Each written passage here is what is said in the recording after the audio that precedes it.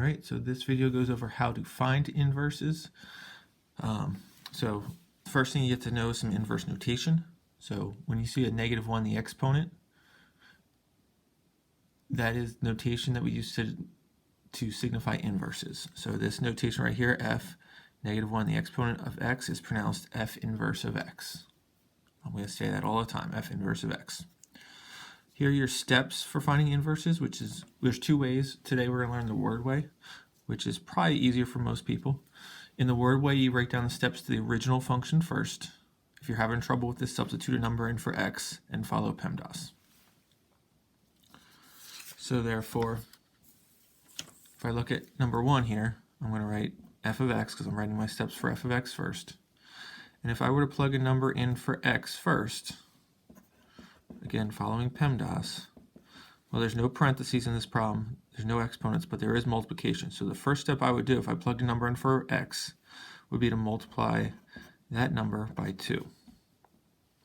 And then after that, there's no division. I would add or subtract, so I'm adding 9 next. So that's step 1, write down the steps to the original. Step 2 is write the steps to the inverse function. The inverse function starts at the bottom of the original function and performs in the inverse operation or the opposite operation in reverse order. So I go to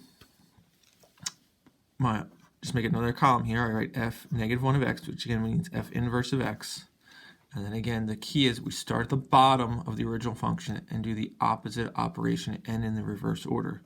So step 1, I'm starting at the bottom of this original one, and what's the opposite of adding 9? So I'm subtracting 9 first. And then again, I'm working backwards. So opposite of multiply by 2 is divide by 2. And then your last step is to write f inverse of x equals, because you got to write your equation. So f inverse of x equals, it says leave some space after your equal sign in case you need to put stuff in front of it, and then you put an x. So again, the reason I leave a space is because sometimes you have to put stuff in front of that x. You want to make sure you have enough space. And then you perform the steps of the original function. So I look at this f inverse of x. The first thing it says to do is subtract 9, so I do x minus 9. And then I have to divide the whole thing by 2. So that would be my inverse equation. All right, let's do a couple more. All right, so if I have g of x equals the cube root of x minus 6 plus 3, again, I'm going to write my g of x steps first. So if I were to put something in for x, parentheses comes first. And remember, when you have a radical, there's really imaginary parentheses there. So the first thing I would do here is subtract 6. And then after that, I go to exponents. Well, cube root is really an exponent, so that comes next. Cube root. There's no multiplication or division, and there is adding 3 at the very end. So again, I'm just following PEMDAS right here. I then do my steps for g inverse of x. So again, I start at the bottom and do the opposite operation. So the opposite of adding 3 is subtract 3. The opposite of cube root is to cube it. And the opposite of subtracting 6 is adding 6. So when I go to write my inverse, I write now g inverse of x equals, because the original function was g of x, so the inverse is g inverse of x. I leave some space, put my x, and then I follow my steps. So the first thing I have to do is subtract 3. And then I have to cube next, and I'm cubing everything that is there. So I'm using parentheses, cubing everything. And then the very last step is to add 6, and that would be put on at the end.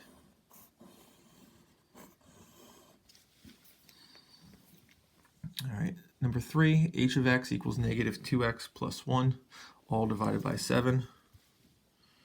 So again, I'm writing h of x, following PEMDAS now. And one thing you have to understand with fractions written like this, when they have a fraction written top bottom, there is an imaginary set of parentheses around the top. So as I'm following PEMDAS, P first for parentheses, I really am looking at the top. In the top here, if I were to put something in for x, the first thing I would then do is multiply by -2.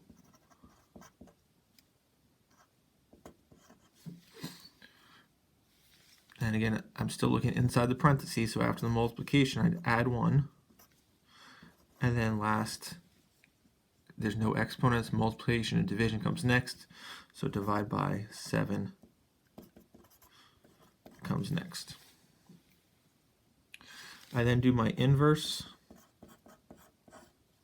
and again, we start at the bottom, starting from the bottom. Now we're here, starting at the bottom, doing the opposite operation and working backwards. So the opposite of divide by 7 is multiply by 7.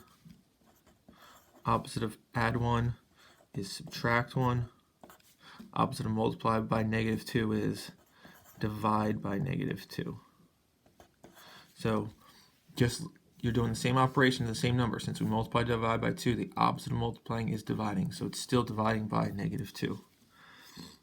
And then I do h inverse of x equals, leave some space, put your x. What do you do first? Multiply that by 7. So that's why I always leave a little space in between the equal sign and the x, because a lot of times you're going to have to put something in front. So I needed to put that 7 in front. And then I subtract by 1. And then I have to divide the whole thing by 2. All right, try these two on your own. Pause the video, and I'll go over these shortly. All right, hopefully you had time to work on this. Let's go over these two. So if I have f of x, again, I'm writing my steps to the original. If I were to plug something in for x, following PEMDAS, and there's no parentheses, there's no exponents, first thing I have to do is multiply by 5. And then after that, I would do my added subtracting, so it'd be plus 2. All right, my inverse notation or inverse steps next. Again, start at the bottom, do the opposite operation, working backwards. So opposite of add 2 is subtract 2. And opposite of multiply by 5 is divide by 5. We do our inverse notation here. Leaves f inverse of x equals, leave some space. First thing I do is subtract 2, and then I divide that whole thing by 5. All right, and one more example. Hopefully you guys got those right. Number 2, I write k of x. If I follow PEMDAS, again, P-E-M-D-A-S, there's no parentheses, there's exponents. Right here, there's an exponent. So the first thing I would do is cube. Then multiply, divide come next, so I'd multiply by 2. And last, I would add 5. So when I go to do my inverse, k inverse of x equals, start at the bottom, do your opposite operation. I would subtract 5 first. Opposite of multiply by 2 is divide by 2. And the opposite of a cube is a cube root. So therefore, I write my equation, k inverse of x equals, I always put my x first after I leave a little space. First thing I do is subtract 5. I have to divide everything by 2.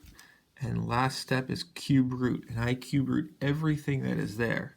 So make a nice big cube root covering up that entire fraction, going all the way to the bottom. Make sure it's not over the whole thing, not just the top. And remember, cube root is this radical, and put a little 3 right there. But notice how my cube root is covering the entire fraction. All right, try the homework. Ask questions if you have during office hours.